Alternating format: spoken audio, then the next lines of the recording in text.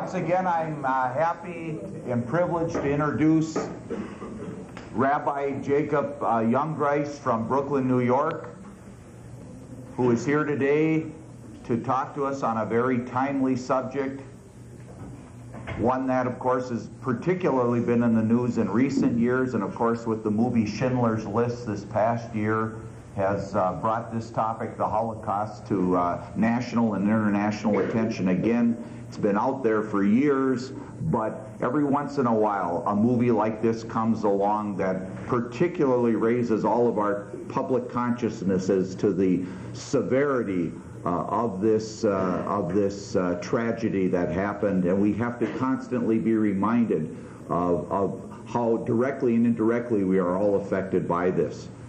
And Rabbi Jungreis, I should say, father too, if I may say that.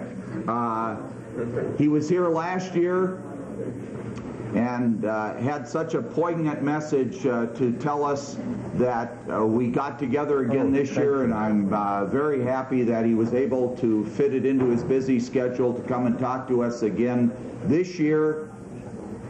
And so, without further ado, I'd like to turn it over to Rabbi Jungreis, who has a very important message for us all. Thank you.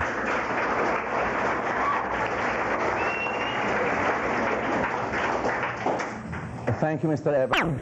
I mentioned to the prior class that I'm back here now, and beside the fact that I feel it's very important that people should know this horrible period in world history and be aware of it, and God forbid not to ever forget this.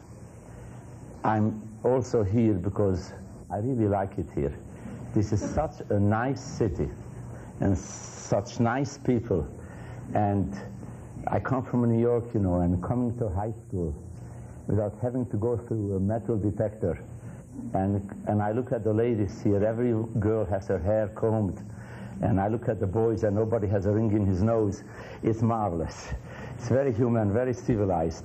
And the only message I have, he's hiding something. The only message I have is, please, I beg you, you make sure, keep it like this, okay? Let's have civilized places in this country. It's very important. Okay. Most of you probably saw the movie Schindler's List. It's a beautiful monument to the memory of the 6 million innocent people who were killed for no other reason but that their religion was different from the religion of the majority. They had the minority religion, and that was their only crime and nothing else. Nice, decent citizens, totally innocent people doing productive work in the various countries where they lived in. The plan originated in Germany. Hitler, when he came to power, he said that he wants to make the world Judenrein. He did not limit himself to Germany. He really intended, you know, to conquer the entire world. He was close to it. And he said he will kill every Jew from the face of this planet. And he had very eager helpers. The other nations in Europe were very anti-Semitic. Hungary, where I come from, very anti-Semitic. Poland, even more so. The Ukrainians, even more than Poles. Italy, the very democratic France, and I always quote their slogan, liberté, égalité, fraternité. They were the vanguard of human rights, supposedly. But when the Germans came to France, they most eagerly rounded up all their Jews to be delivered to the Gestapo, to be taken to Germany to be killed. And this was already the most democratic country on the continent. So Hitler had many eager partners who with great zest and zeal rounded up the Jews in the various countries, and I would say went above and beyond the call of duty. They even tried to out-hate the Germans and out-kill the Germans. No wonder most of the meanest concentration camps were built in Poland. It was a very anti-Semitic country, and the local population helped eagerly. The other side of the coin were the nice people and the good people. In every society in the world, it's possible to have killers and murderers. So a normal society, what do they do? So they set up defenses. So the nice people should be able to exist. But during the Holocaust, during the Second World War, the nice people did not lift a finger. And I'm mentioning specifically England and the United States, and more specifically the Roosevelt administration. Just a few weeks ago, they showed a special on television in New York examining the role of the Roosevelt administration during the Holocaust, and this was done in a scholarly, researched manner, and they showed film how aerial photographs, because the US bombers flew over all the concentration camps, they knew exactly where Auschwitz was, they knew exactly where the gas chambers were, they showed exactly the tall chimney of the crematorium, bellowing smoke of human beings. I saw it on television. They knew about this all along, and they flew over it. And we begged them, the people here begged them, give a 500-pounder on the crematorium, on the gas chamber in Auschwitz. Bomb it. Without these means, they could not kill so many people. Possibly some millions could have been saved. And they did not do it. I'm really sorry to say that the conclusion of the program is that within the Roosevelt administration, there were many anti-Semites who did not mind that Jews should be killed, and they did not give the order to bomb the railroad lines and the gas chambers and the crematoriums. And this is documented. It's not just a philosophy or an imagination. It's scientific. It's a fact. It's a fact of life. So I always bring this simile from the New York subway. When a lady stands on the platform and a mean guy comes and throws her in front of a train, and 10 husky men stand by and do nothing. That's precisely what happened to the Jews, what happened to this lady on the subway. The torture of life, the pain of life, did not start with the Holocaust itself. It started before. I was born in Hungary, and life was pretty miserable there for Jews, even before the Germans entered. By the time I was 5, in 1938, going to school was torture. Just going from my house to the school in kindergarten, the 3 blocks, I had to run a gauntlet. Everyone screaming and cursing, in Hungarian, Bidozido, which means dirty Jew, dirty Jew, dirty Jew.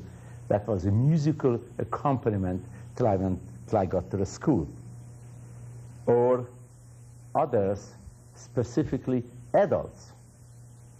You killed God, you killed God, you killed God. And I went home and told my parents, what are these people talking about? Who is God and whom did we kill and all this nonsense.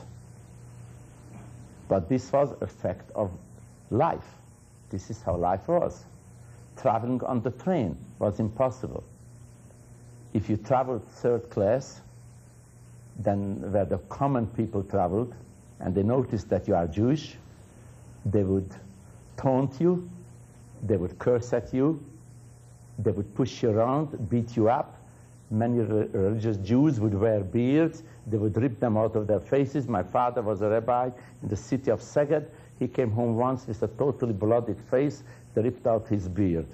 And after that, we came to the conclusion, even we have to borrow money. The only way to travel is first class, because first class, the people were more educated, somewhat more civilized, and they, even if they were anti-Semitic, they would not be so blatant about it. They would organize the Jewish boys from the age of 16 on into so-called word brigades. Now, all this, mind you, happened before the Germans entered Hungary. They are talking about years before.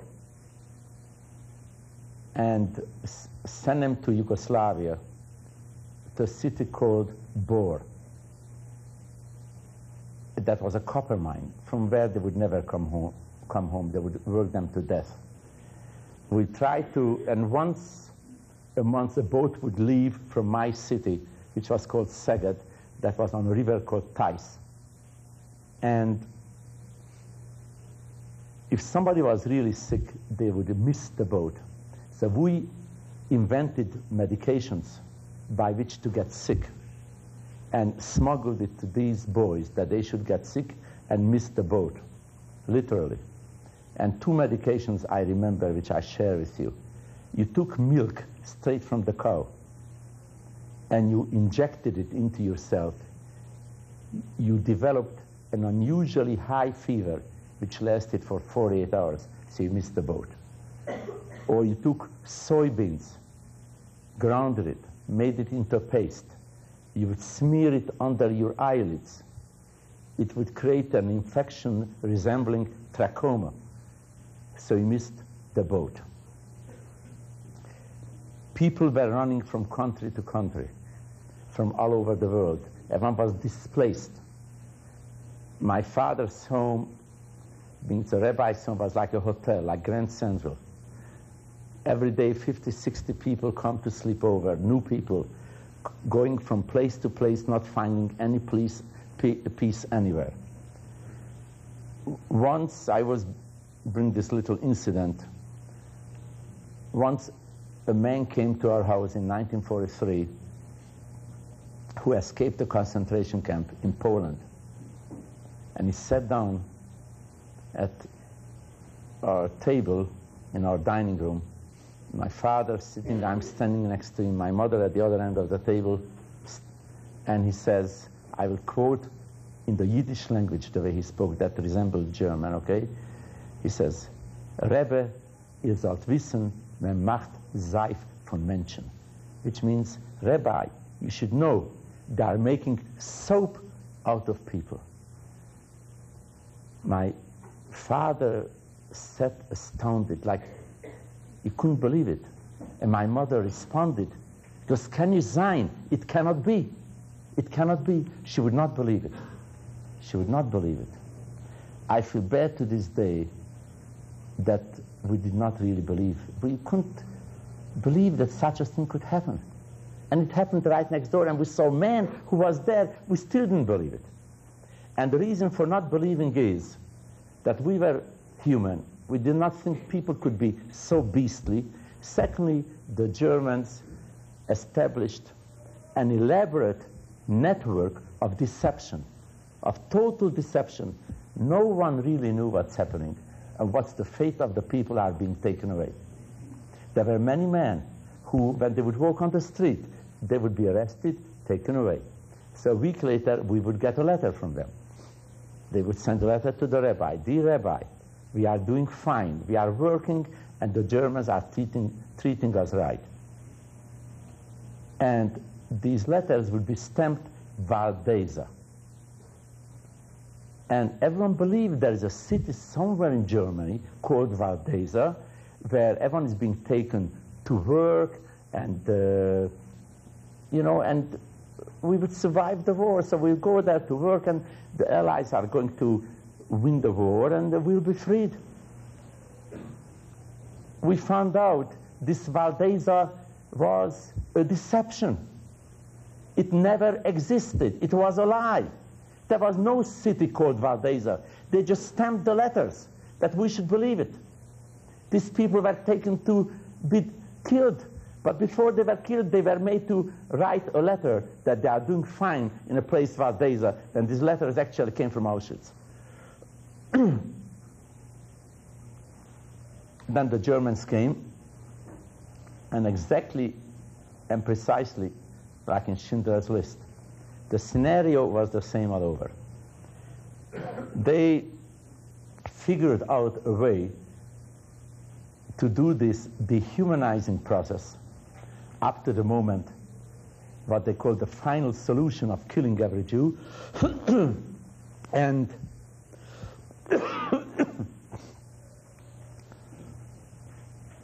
they would gather everyone from the city into a ghetto. They would put many families into one apartment, build a wall around it, till everyone from the city, the surrounding villages, were all gathered together. And no one could escape. They would make elaborate searches in the cities, in the villages, on the farms. You saw in Schindler's List how they even looked under the beds, under the floors. They even opened walls and ceilings, see if somebody's hiding. They made sure that no one can escape. And when this gathering together process was finished, then they would bring in the cattle cars and take people to the death camps. Then one night, they finished this task of gathering together, and they came at 12 at night, 6 in the morning, we are leaving, pack up, and we have to go. Many people in my house, we had an apartment house, committed suicide. And my mother gave us all a hot bath, we packed, it was just crying all night. We had no idea where we are being taken. First we were taken to the community center. Everybody lined up. No, that's forget that. Okay. Thank you. And the first time in my life I've seen something I didn't believe my eyes.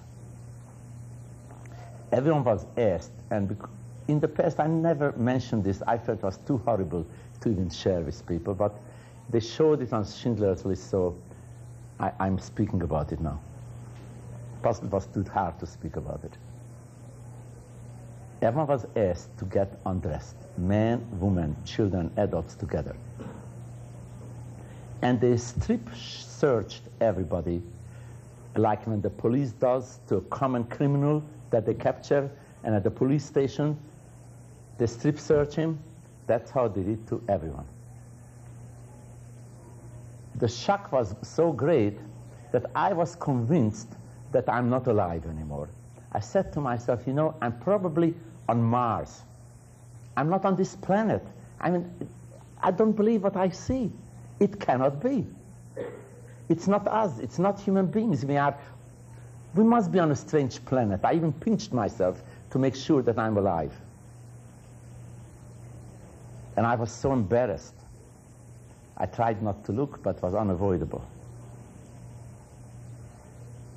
And you should know that this was the first step in the dehumanizing process that the Germans did. They considered the Jews, they called them Untermenschen, which means subhumans. And when you take away from someone their human dignity, so you take away his humanity. And you must remember also, this is 1994. That was 1944. Remember that. In 1944, people dressed very modestly. There was no miniskirt at that time. There were no bikinis in those days. And there were no newspapers depicting people in various states of undress. This was 1944, in a very old-fashioned world, and the Jews were even more old-fashioned than the rest of the population. This was a most horrible, traumatic experience. And he brings this out. Schindler's List, Spielberg was smart. And then you lose your whole entire human dignity. You just feel, you know, I'm not a person anymore. And that feeling gradually penetrates you. We were taken to the trains to be deported. We stood at night outside there all night before the trains. It was raining. My little sister was 8 years old then. Her first name is Esther. She's now a known speaker and writer. You can watch her every Sunday here in Minneapolis on cable TV at 1:30. I don't know exactly which channel, but she gives a Bible class every Sunday at 1:30. She had high fever, and we were standing there. My father and mother said, is there anyone here who has an aspirin? An aspirin, begging for an aspirin. I never in my life forget the face, the expression of my parents. An expression of total and utter despair. Not being able to give an aspirin to your child who has high fever. I think that's really the height of cruelty. I don't believe there's anything more cruel than that. For a parent to see their child utterly sick and not being able to obtain a simple remedy, like an aspirin, and to be able to give this to your child. We went in the cattle cars, 80, 90, sometimes 100 people pushed in, body upon body. The train we were on was on the way to Auschwitz. By the time it went to Auschwitz, many people died on the train. Luckily, one of the leaders of the Hungarian Jewry by the name of Kastner made a deal with Eichmann, who was in charge of all deportations, that for $5 million he would release 1,850 Jews. So we contacted our co-religionist in New York to raise $5 million, and it took 8 months to raise it. And he said, okay, he will keep us on dry ice. And we became part of a group that was taken to Bergen-Belsen. However, the train my family was on went to Auschwitz. When past Budapest, they opened the door and took off my father, mother, brother, and sister, myself. And we were made part of this group that went to Bergen-Belsen. We were treated somewhat better than the others because they were waiting for the ransom money to be collected. But we saw what was going on. Not a single child anywhere. Children were the first ones they would kill. Most women were killed. No elderly people at all. We just saw thousands of walking skeletons. People who were made to work till they died, given very meager rations, like to us also. Very meager rations. Everybody was constantly and always hungry. It was a real miserable place. Even just to sit and look around, you knew you were in the middle of the highest hell that was ever made in the universe. I mentioned last night at the church that I spoke at, even the devil could not have conceived of such a hell, because the devil does not kill innocent children.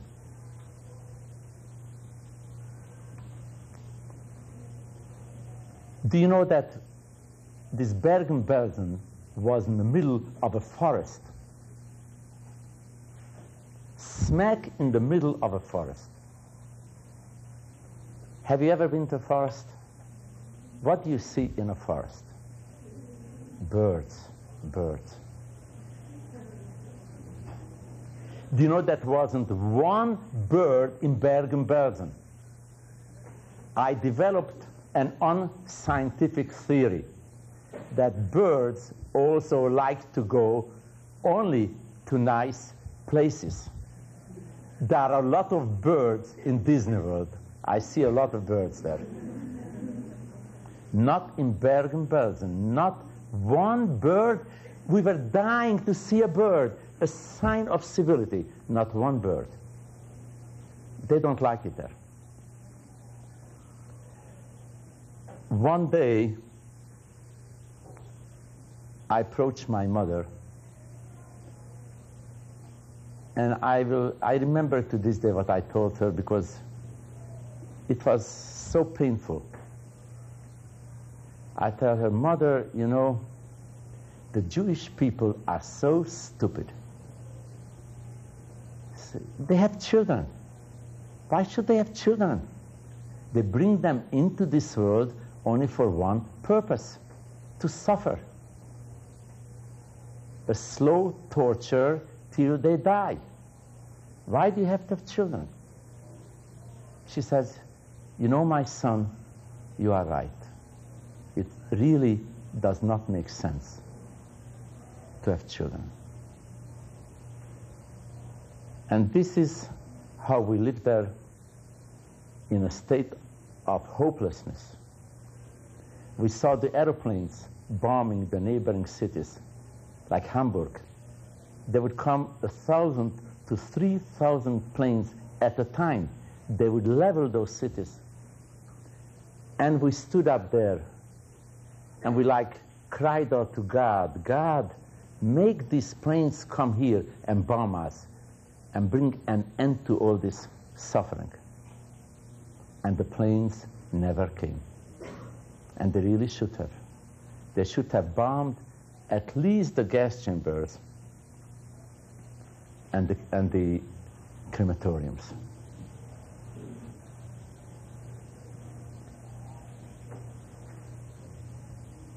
What you saw in Schindler's List is exactly what happened, and precisely so.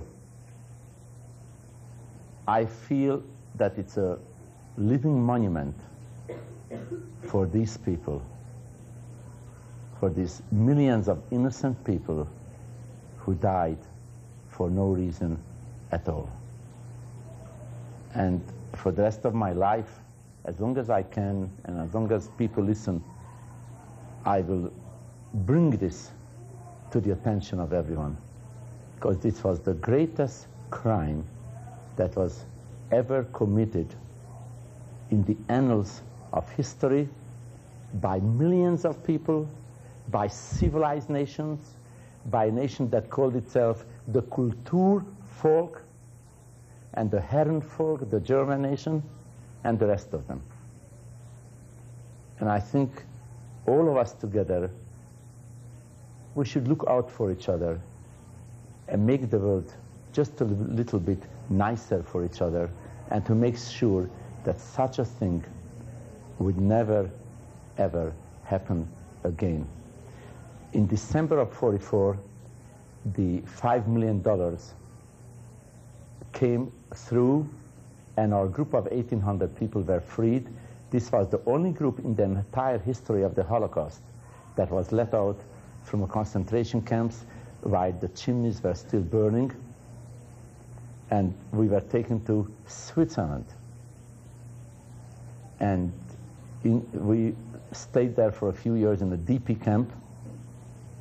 And I'll share with you one more little thing, because you might be aware of this, how life was in those days. In 1947, 46 actually, I became bar mitzvah in the DP camp in Switzerland.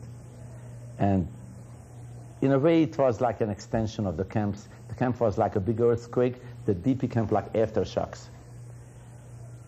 And there was no way to make a celebration, but my friends got together and bought me a present in a big package. And I opened these presents. You know how they give presents one to each other?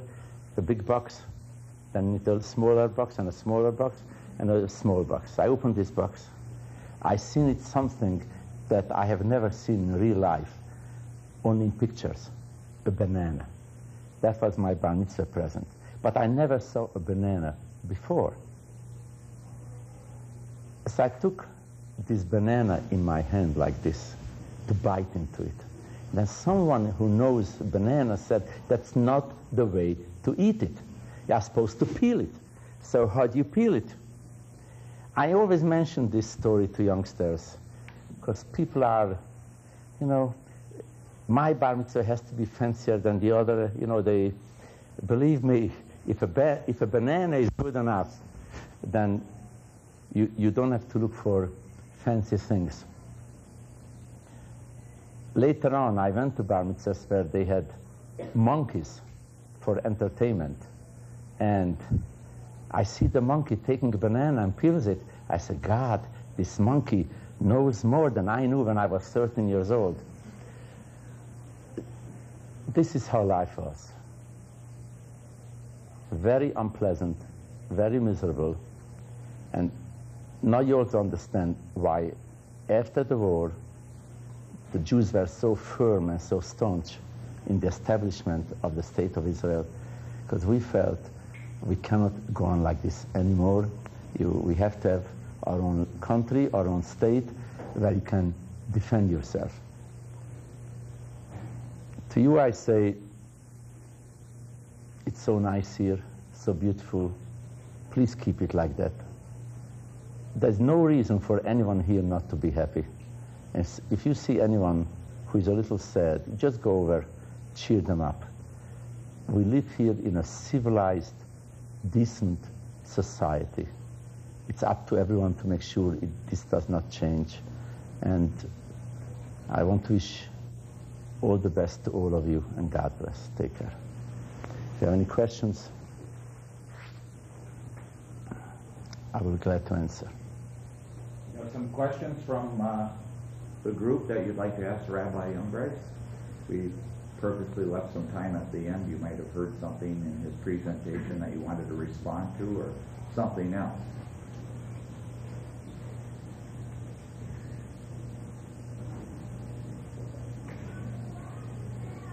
I should. Yes? Your whole family survived? My father, mother, brother, sister, because we were ransomed. I come from a huge rabbinical dynasty, and we were rabbis in all generations. Our family tree goes back to King David, and anyone who has my last name is a rabbi anywhere in the world and belongs to the same family. And in 1944, we had 87 rabbis in Hungary, but 82 were killed with their families. We lost 1,000 people, my grandparents, cousins, uncles. We had 1,000 people in my family who were killed, and all that energy and all that special leadership that we had was destroyed and lost. Should I bring out that point about Schindler and that personality that I mentioned before? Sure. Yeah? Okay. Pertaining to Schindler's List, I want to bring out something. It's a small thing, but it's a very interesting sideline. It's an insight into humanity.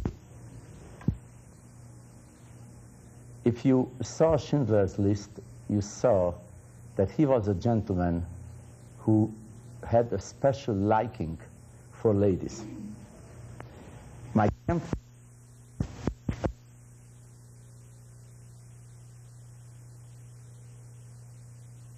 grandfather with a very long white beard, but very old-fashioned. And he says, Jacob, I want to teach you something. I want to teach you something about the despots, about the anti-Semites, about the killers of the world. They have a common strain. There's something common about all killers. I imagine, I couldn't believe what an old-fashioned gentleman would teach me about this. He says, all these killers don't like ladies. He said, did you ever see a picture of Hitler hugging or kissing a lady? Or of any one of these butchers? And then he says the only leader in modern European history who was liberal and the Jews had freedom under his leadership was Franz Joseph, who was the emperor at the turn of the century of Austria-Hungary. And he had many lady friends. And he said there is a reason for this.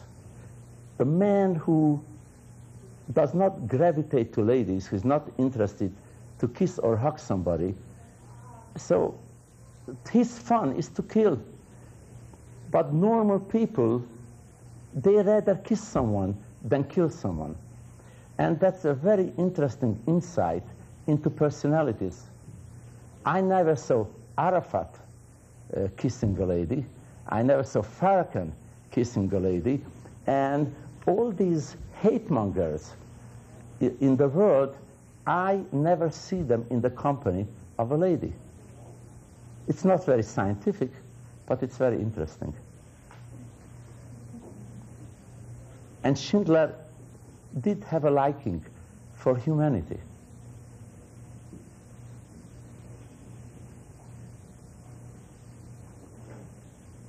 Another question.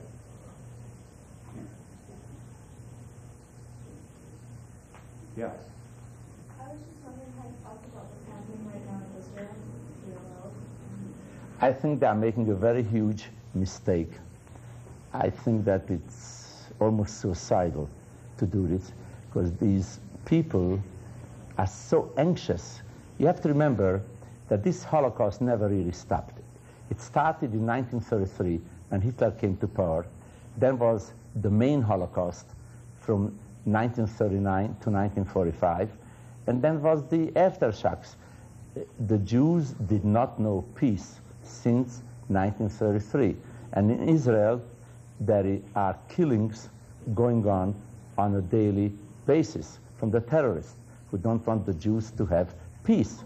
So the Jews are so anxious and dying for peace that they are even willing to close their eyes to the reality, making themselves more vulnerable by giving back these stretches and pieces of land is not going to be the solution. Mr. Arafat says now he wants Jericho and Gaza, and when he will get that, then tomorrow he will say, I want Tel Aviv. He will say, Tel Aviv belongs to me, Jerusalem belongs to me. And he never said that that's enough for him. Originally, he said he wants all of it. So this is not really a compromise. And I think they are blind because they are so yearning for a little minute of peace. It's all part of the Holocaust complex. It can all be traced to that.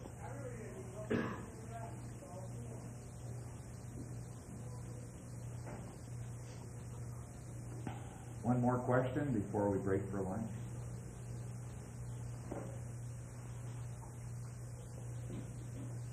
Okay, then Rabbi Jungreis, we thank you for coming today. Thank you.